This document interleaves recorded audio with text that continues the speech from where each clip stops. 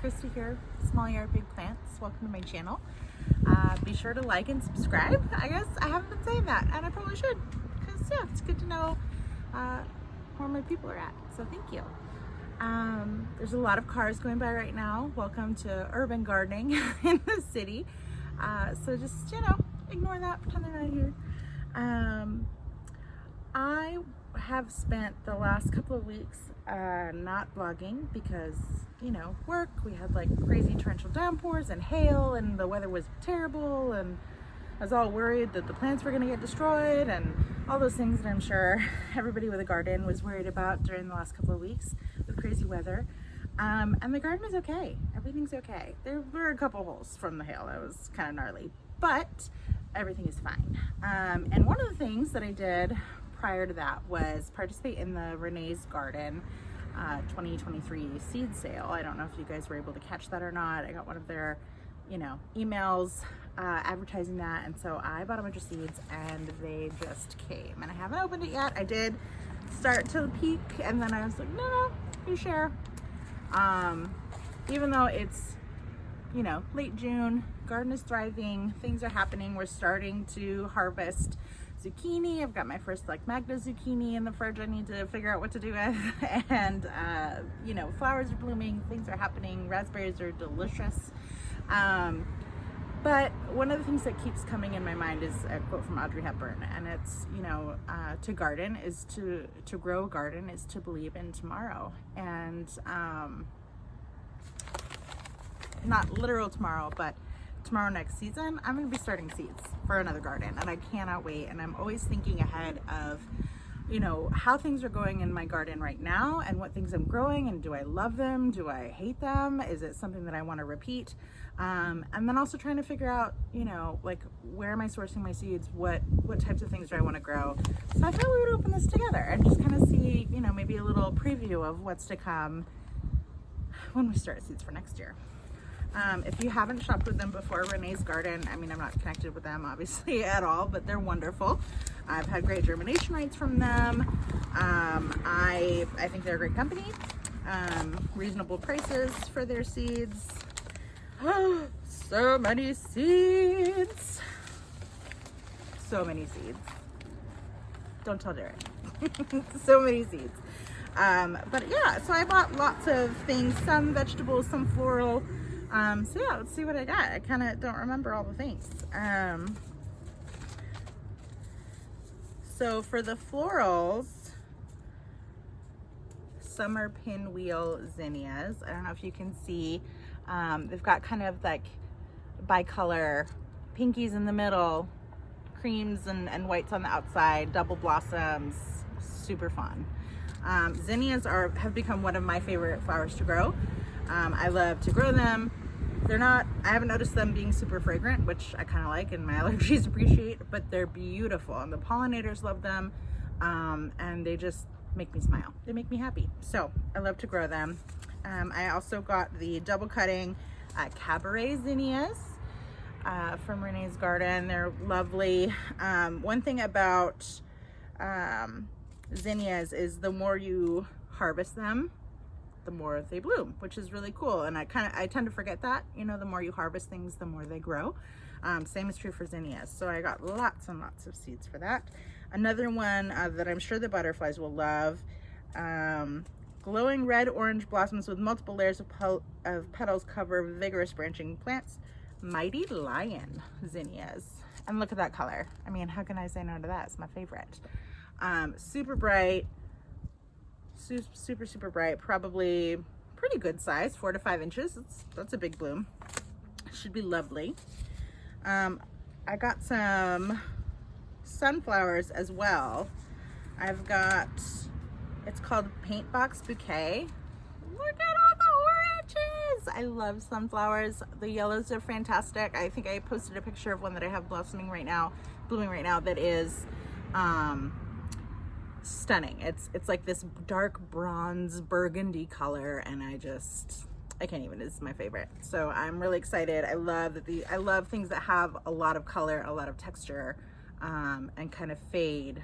They're not just like one solid color. That can be nice too, but I'm more partial to the ones that have more depth, I think, in the colors, because it's God's creativity, right? It's so cool. And then I got these ones, chocolate cherry sunflowers. Check that out. Those are just like deep, deep, deep purple, burgundy, dark chocolate, gorgeous. I can't wait to grow them. The packet, which by the way, Renee's Garden has tons of fantastic information on the back, and they usually have this little flap also that gives you like growing instructions and, you know, should it be started inside or outside and when, and tons of great information, which really helps me to succeed as a gardener and do a good job. I'm not as partial to seed packets and companies that just kind of give you the seeds and are like, hey, go for it, good luck. I like the information. Yeah, 6 to 7 feet tall. This is a big one. I love it. I'm really excited about that one. I mean, I'm excited about all of them. You'll probably hear me say that a lot. Let's see, what else do I have? This is a salvia. I have a salvia behind me. I don't know if you can see it. It's in a pot. It's this dark purple right here. Bees love it. Really, really bright. Usually I see it in purples. This salvia is called Coral Nymph, and it's coral and white, which I thought was super, super pretty. Kind of something different for me. Yeah, I'm really, really excited about it. And I bet this one also says hummingbirds particularly love this style of flower. I haven't seen any hummingbirds this season. That makes me kind of sad. So hopefully that will bring them around. And one thing, if you've followed any of my gardening for the season, one of the things that I've been loving has been the poppies. I've had Lauren's great poppies that have been beautiful, the dark purple. And I've also had some other ones that have been great too, that are finally starting to bloom, that have been like these really delicate multi-blossom, like white with pink on the outside. I don't remember the specific variety, but they're beautiful. And I've really started to love them. And so I decided to get some more. So I have these ones. This is called Legion of Honor. This is a red, just very, kind of one of the more of those classic colors I feel like that people think of when they have poppies. This one is called, oh, this might be one of the varieties that I have as well, or similar to the white with the pink. It's called Falling in Love Shirley poppies. Satiny flowers and entrancing colors to light up the garden. So pretty, so pretty. I think they're going to be lovely. And then these ones are California poppies, but they have double blossoms, so they're not the single cup. They kind of look like teacups. They're so cute. These are called Dancing Ballerinas, double California blossoms, California poppies, excuse me, double blossom. Aren't those so fun? I cannot wait. Like, I'm loving the garden this year, and I'm already super excited about next year's, and I can't wait. I hope that you can get excited too. And then one of these other ones, which I don't grow a ton of, these are Cosmos. I have Cosmos seeds. I've grown them before. They get big and wild, and they're beautiful, like very much a wildflower kind of vibe, which is a little bit tricky to do in my space. But I saw these ones and I couldn't resist. Sparkling butterfly flowers in sunny colors on open stems, great in containers. So it's kind of a smaller variety. Mature height is 1.5 feet versus the, 3-4 feet that there were the ones I had before. So these ones sound a little bit more manageable for me in my space, which also means a little bit more enjoyable to care for and look at and have in my garden and incorporate. And they're called Little Ladybirds. Isn't that precious? Look at those. And as always, you'll see lots of like yellows and oranges. Those are my favorite colors. Orange is my favorite. Anything like that. All those warm colors are they just make me smile. Just makes me happy.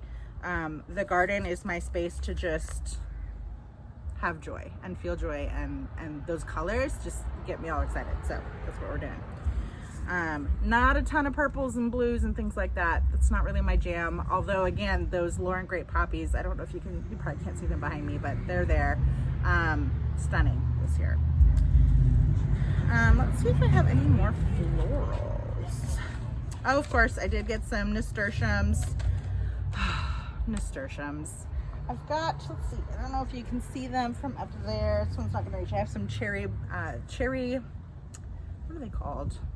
They're like a cherry, bright pinky color that are so fun. Right behind me, and then you know, I'll walk around after and you can see them. They're just lovely. My littlest, my 5-year-old Violet, actually planted those ones. So I have some mounting nasturtiums, Copper Sunset. Coppery red blossoms like glowing embers. Stop it. I bet these are just totally beautiful. Foot tall. I'm sure they kind of mound out as nasturtiums like to spread. I can't wait. You know, I'll be starting those in February as soon as I can, and they'll get way too big to be downstairs where I start my seeds, but I don't really care. It's fine. It'll be fine. Another kind of rainbow mix. This is called the Whirlybird mix. These are also mounding semi-double blossom, so it's kind of the petals might be a little bit spaced apart, which is really fun. 10 inches tall, lots of pinks and reds, just beautiful. Also, if you aren't familiar, nasturtiums are totally edible. The flowers, the leaves, all of it.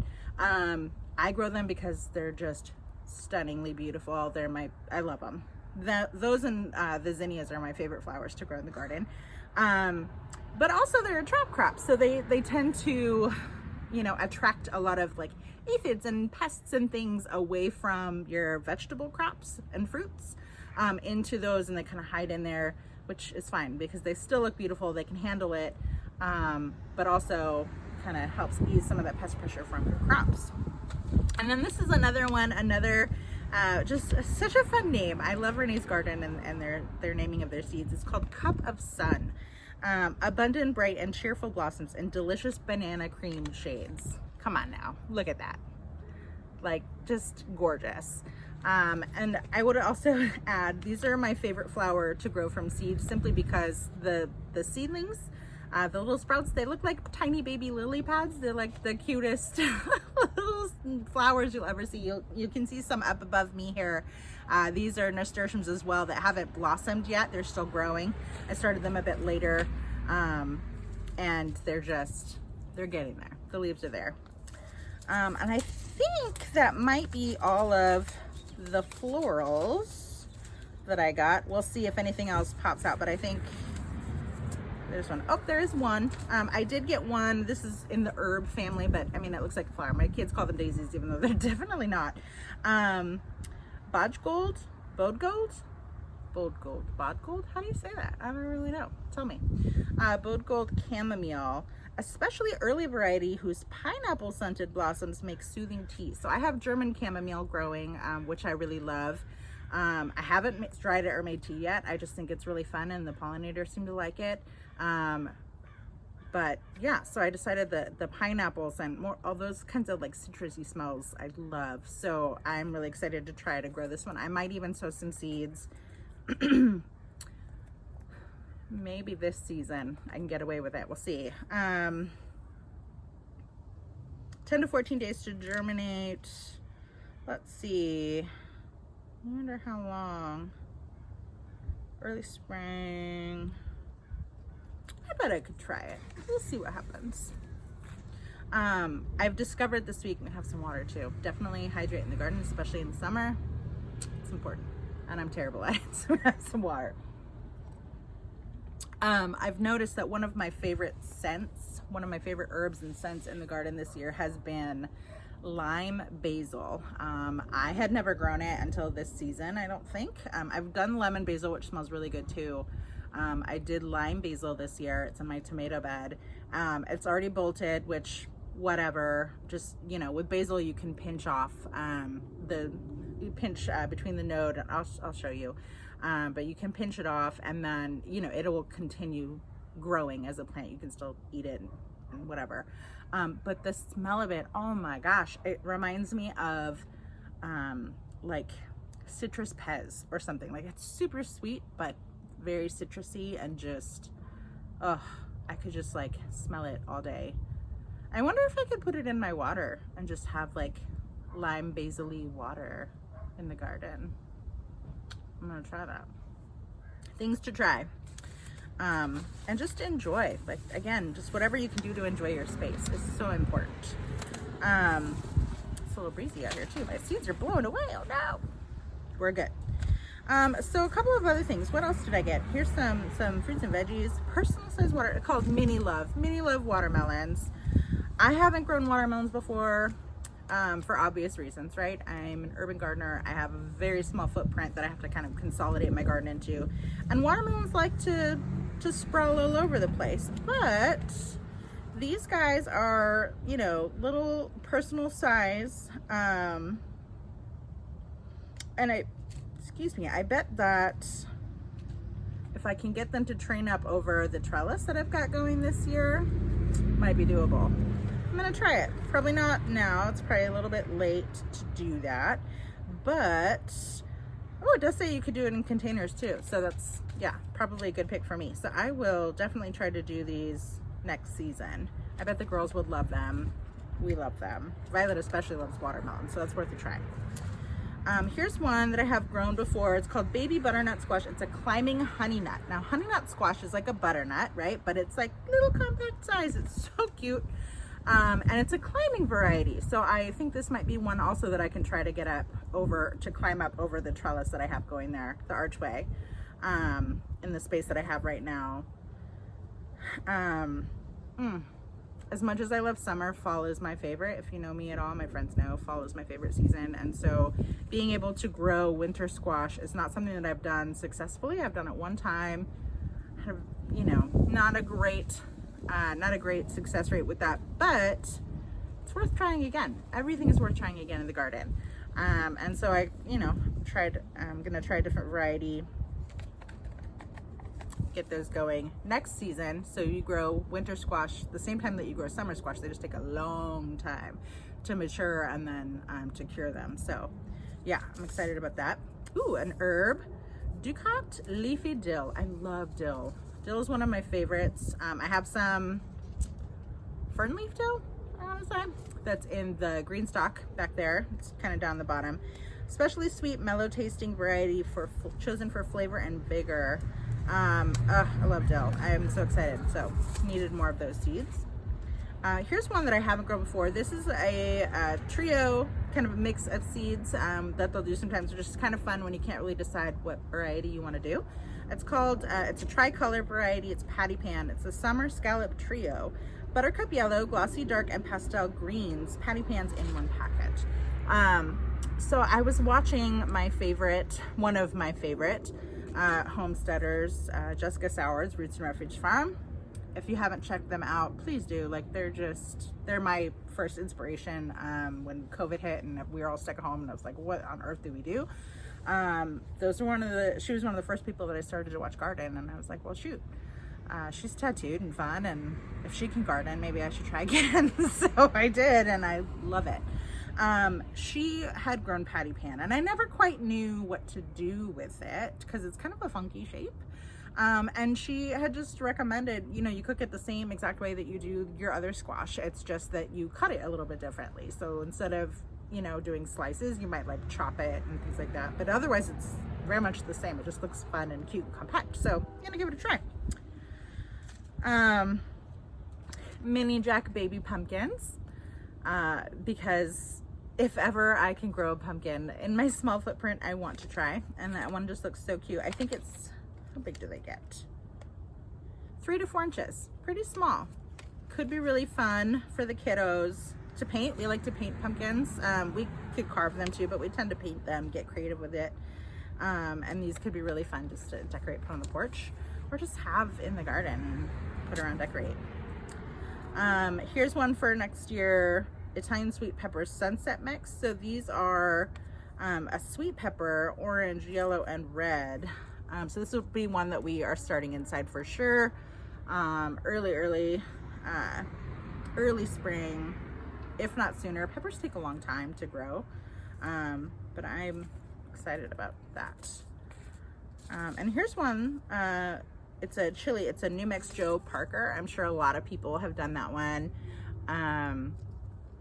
I'm really excited to try this.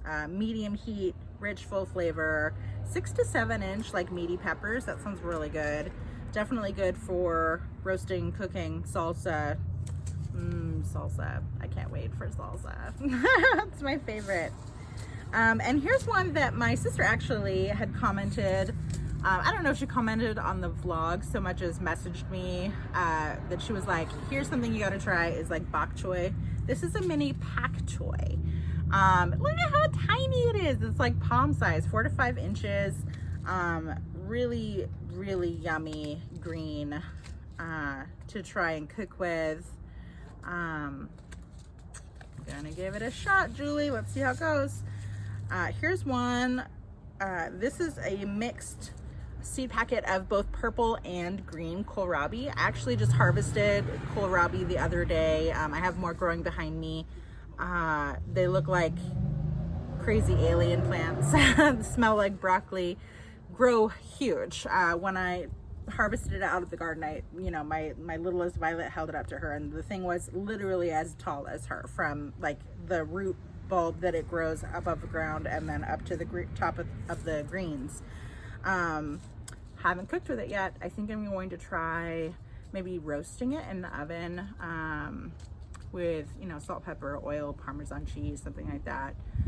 Maybe some potatoes, or cutting it up and using the air fryer to make like kohlrabi fries. I don't know. Have you tried that? Let me know. What's your favorite way to prepare it? Because it smells delicious, looks delicious. I'm really excited, and it grew really, really well. So I mean, if I can grow it, I want to keep doing that, right? And here's another one. My sister grows this. I have never grown this before. I'm sure a lot of people grow eggplant. This is an Italian trio. It has 3 different colors, which again, for me, the color, like it needs to look cool. Like I need to enjoy growing it, even if I don't end up totally loving the taste. So I'm really, really excited to try it. I haven't actually eaten eggplant, I feel like, in a long, long time. But the idea of growing it and then making some like eggplant parmesan or ratatouille, maybe like a very simple ratatouille, 'cause I don't know if my knife skills are up to that, but little eggplants. I'm excited. White globe, purple, oval, magenta, gorgeous.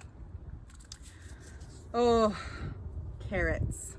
This is called short stuffed carrots. Sweet, plump, and husky 4-inch roots. Great for heavy soils, big pots. I stink at growing carrots. And I think part of the issue, there's two issues. One, I never remember to go back and thin the seeds. And two, even if I do, they take forever. They take forever. This one says day to harvest 68.75. We'll see. We'll see. I want to try again. I love, love, love carrots, especially from the garden. So if I can make it happen, I'm gonna keep trying. I'm determined. Carrots will not defeat me. I'm gonna do it. I have some growing in the back. Actually, they're interplanted with my some of my tomato and pepper plants, and they were pelleted seeds from, I believe, the San Diego Seed Company. Really cool company. Pelleted, so you can see them. They're not this big, they're much smaller, but they're coated, so they're much bigger and easier to see, and you can space them out better, so you don't have to thin them if you know that you won't get around to it. So we'll see. Another thing that I love, I haven't had a ton of success growing, but again, I'm determined. This is early rapini. It's broccoli rabe. So good. You eat the, it's like in the broccoli family, but it has you eat the shoots and like the stalks. It's not just one big head. It has many stalks, and delicious. So delicious. Just like saute it, olive oil, salt, pepper, or like butter. I mean, who doesn't love butter? Let's be real. Oh my gosh. So good. So I needed more of this because I don't have any more seeds. Kentucky Wonder pole beans. I'm sure tons of people have grown these. I feel like this is something I hear of a variety that people grow all the time. I've never grown it. I usually do bush beans just because of our footprint. So behind me you can see like we have sugar snap peas growing. I've got cucumbers on the other side. And then down underneath here are a bunch of bush bean plants that are growing. One of Derek's favorite things out of the garden is beans. And so I wanted to try the pole beans. I wanted to try finding something that can vine and grow up a bit taller. I'm really excited. Green beans are so yummy. So yeah, we'll see how it goes. Okay, a couple more. A bush bean, the weekend bean. That's what it's called. Delicious juicy beans that hold on compact plants longer than other varieties. French bread for kitchen gardeners, yummy, yummy, yummy to cook with. So you have longer, this one says that essentially you have longer to cook with them and grow them and pick them before they get really tough and kind of like stringy and fibrous. You have more time, it's versatile. I appreciate that flexibility. Perfect for garden beds, patio containers, or tidy small space gardens. 53 days to harvest. You can grow it in containers. I'm excited.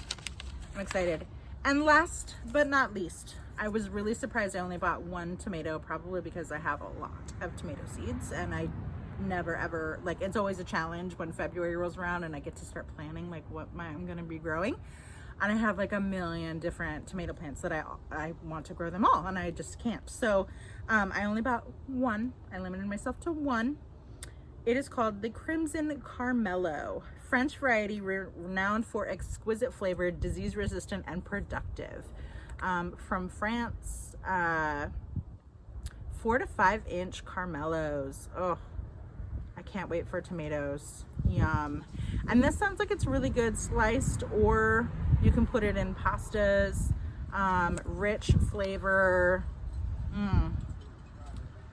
Oh man, now I'm wanting to pair it with some like basil, some balsamic vinegar, mozzarella.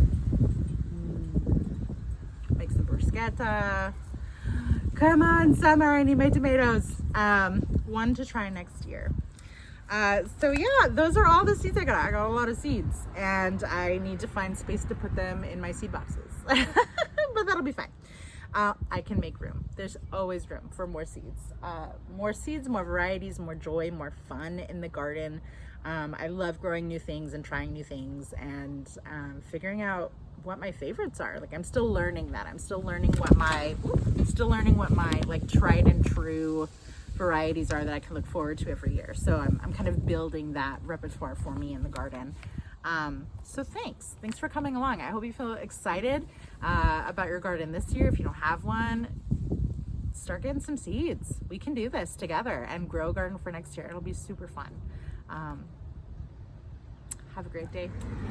And I'm back. So I totally forgot that I was gonna show you some things in the video. So Glory is here with me, my 9.5-year-old. And she's gonna help film the next part. So bear with us. Full confidence in you, honey, don't worry.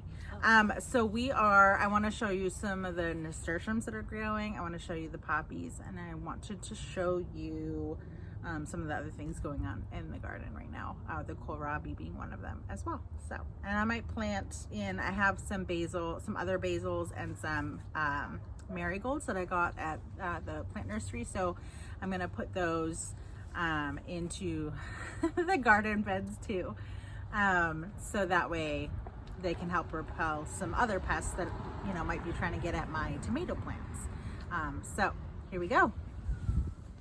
Okay, so if you come in a little bit closer, this was one of the nasturtiums I was talking about. This is called the I looked it up, it's the cherry jewel rose nasturtium, I believe from Botanical Interest. And if you come in a little, this is like a beast of a plant. Got some volunteers in here too. But you can see there's just these super lovely bright pink. I have some spent blossoms I need to take care of too. Super lovely pink florals that Violet planted this year, just lovely. And then these right here, these are the kohlrabi I was talking about. So I harvested a couple the other day, and you can see if you come a little bit closer, they kind of bulb up above ground. And this one is still sizing up. This one's getting much closer to harvest, I think. Oh, they're hefty though. I mean, this is like a beast of a plant. And then tucked in here are the bush beans I was telling you about. Those are provider bush beans. And there's I'm not seeing any blossoms yet, but they're getting there. They're gonna start budding out and they're all in there. And then if you look here, I had to add some extra support for our sugar snap peas because they are heavy and they were flopping over, but we are getting some, and these spring blush peas are so pretty. Look, They kind of blush pink on the outside. And that's Glory's favorite garden snack. So she's been munching on them almost every day. Isn't that right? Uh-huh. They're so good. They are so good. They're so juicy. And they're so pretty. And the bees love the blossoms too. We just saw one earlier. We did. When we first came out here, we saw a big old honeybee. Big old honeybee. All right. So over here, these are the poppies I was talking about. These are those Lauren grape. These are the ones I can't find the packets. I must have planted them all, but they're so lovely. And you can see they just have this like touch of pink all along the tops here. So delicate. And look, I think that's a little Icelandic poppy. Just teeny tiny. And then we have some German chamomile that I mentioned. And these plants in here, they're getting eaten up for sure. But we've got the red striping here. I wonder if this is a different variety. But this one, these are our Chinese noodle beans. And I hope, I mean, I have a lot of poppies here, but I hope that they're gonna come all the way up to the top. Just like the cucamelons are coming all the way up. And they're up to here now, which is so fun. And here's some other nasturtiums. These ones were saved seeds. I'm not sure what variety they were, just your average orange nasturtium, but gosh, they're stunning. And these ones I think are Alaska salmon, which is the variegated. The Alaska nasturtiums are typically a variegated variety. So pretty. And we've got peppers and calendula and tomatoes. Things are coming in. And here's some lemon basil. That's one more thing I was going to show you. So when your basil starts to bolt, right, it starts to flower, what you can do is if you come back here, there's a node. So you can see how here's the stem and there's leaves, and then there's like a little node right here. If you pinch it right here or even farther down, right there, it's going to keep growing. Oh, Glory, smell that. It smells so good. Oh, that smells so good. And it's healthy. I'm just going to toss it back in there. And since I have the camera for a second, let's check out the Berry's Crazy Cherry, which I think is going to be like the most prolific tomato plant I have. Look at all of those blossoms. Isn't that wild? It's just like so many. What's this right here? That's a marigold. Oh. It's just like a really tall marigold. Yeah. Right there. Yeah. But yeah, all of those blossoms.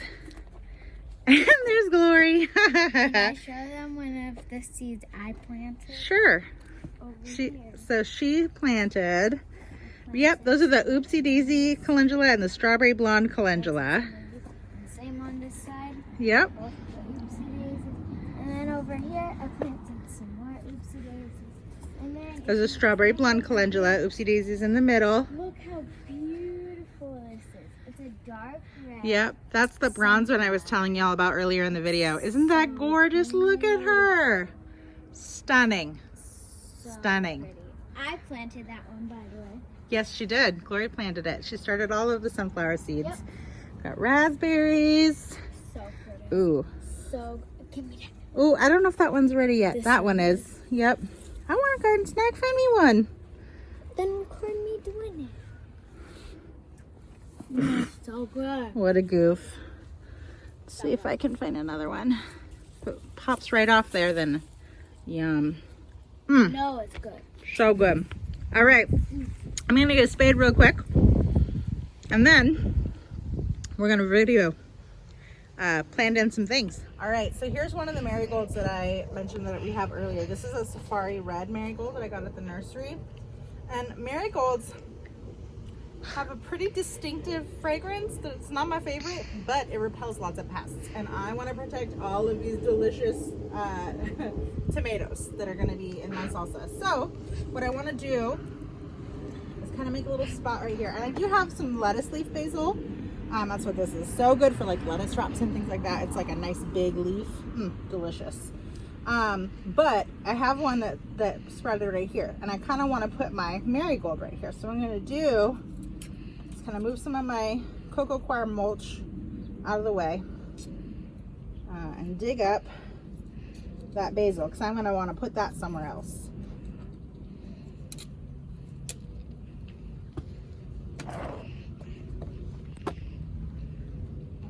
there we go. So I've got some good roots. So I'm just gonna set that aside for a moment. And here, I'm gonna make a big old hole.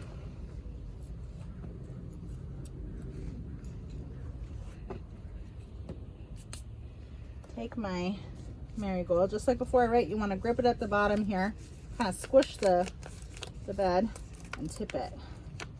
And kind of wiggle it out. Okay. Kind of rough up the roots a little bit so it'll grow. They'll start looking for more nutrients. And then we're gonna stick it right down in that same space where that lettuce leaf basil had seeded. Stick it in there. We'll water it in afterward. Take some of the mulch, put it around the base. That helps to retain some moisture. And now that the aroma of the marigold should help repel some pests. So we're gonna put some in a couple other spots. All right, this one is red cherry French marigold, also from Portland Nursery. Now when I'm planting this in, see a couple of them are kind of dry. I'm just gonna pinch those off. They are healthy, but they're dry. So I'm gonna pinch them off and toss them in. Hopefully they'll reseed themselves. Free plants for next season. It's pretty awesome. So if you look at it, everything looks pretty good now. The buds that haven't opened up yet, these ones are not spent yet. So I feel pretty good about that. So I'm gonna come in and I'm gonna put this one probably like right here next to my Dr. Witchy's. So I'm just gonna scoot that away. Same as last time. I'm gonna make a hole right in here. Not to be too disruptive because I don't want to hurt my Dr. Witchy's, but it has a pretty well-established root system, so I'm not super worried about it. I like to keep the tag in case it's a variety that I really enjoy. I want to get some more, so I'm gripping the bottom, squeezing the base of the pot here, a little plastic pot, the nursery pot. Super great roots, but they're circling, right? They're root bound, so I'm gonna rough it up a little bit. Plants are more resilient than we give them credit for. So I'm just gonna tease it. This will help it kind of reach out for moisture and nutrients. I'm gonna pop it in the ground. And next to one of the strawberry blonde ones. Push it in. Use my fingers, try to navigate around this tomato cage. And I'm just gonna pop the tag in right there. And there we go. That's kind of another layer of protection around the base. Now let me grab some basil. Go. All right, I grabbed one more. This is Pesto Perpetuo basil. And it's got a nice variegation on the leaves. Can you see that? Super pretty. I don't have a variegated basil, so why not? So I'm gonna pop this in back over here next to my upstate Oxheart tomato plant. Same as before, digging a hole right next to the base of my tomato plant.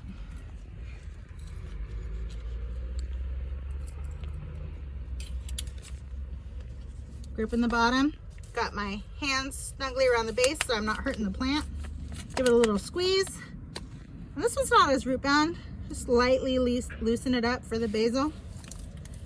Make that spot, pop it in. And I have been fertilizing every week or two with some Fox Farm liquid fertilizers. So I'm not putting in my typical Biotone starter fertilizer for just the basil and the marigolds. I think they'll be fine without it. Just like that. Just ignore the little tomato ties, and there we go. All right, let's see, I think we've got one more. Okay, last one that we're gonna do today. This is another Safari Bolero marigold. Have you tried this? Does this help with squash bugs? I don't know. We'll see. That would be great if it did. So I'm gonna set that down, move my Magda squash tag, move away some of the compost. It bloomed up. Yeah, it did. Violet's showing you one of the poppies that blossomed. Pretty cool, huh? And then, same as before, making a hole. Holding on to the base of that plant. This one hasn't blossomed yet, but there's lots of buds coming, so I'm really excited. Gonna squish it. Ooh, tease it up. Plenty of root bound. We want those roots to stop spiraling and start looking for nutrients. So we're gonna rough it up, stick it in the ground underneath. Careful, these are pretty spiky squash leaves. So Glory, don't get too close, okay? I don't want you to get scratched. But I'm gonna pop it in there, press it in, and there we go. We'll see if that helps to deter some of those squash bugs and things from my zucchini. That would be pretty sweet. Oh, careful, honey. We can't open the pods. They'll open up on their own, okay? Let nature do its thing. Yeah, I know. All right, guys. I think that's a wrap. Thanks for joining me. As always, like and subscribe to my channel, Small Yard Big Plants. Take care of yourselves. Find something that brings you joy. I think I found my thing. I'm happy to share it. Take care.